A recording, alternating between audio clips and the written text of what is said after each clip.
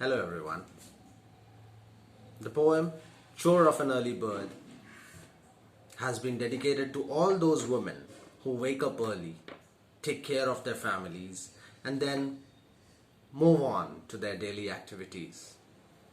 Have you ever thought from where they derive this energy, this strength, this inspiration to carry on each day, every day, in the same manner?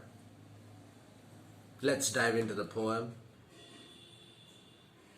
Chore of an Early Bird by Harshit Kumar.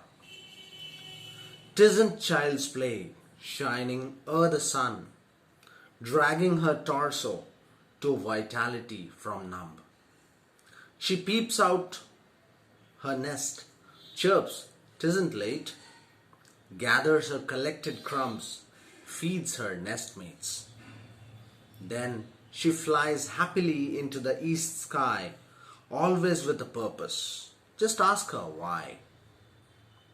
If asked, she'd reply, I feel my duty to welcome the sun.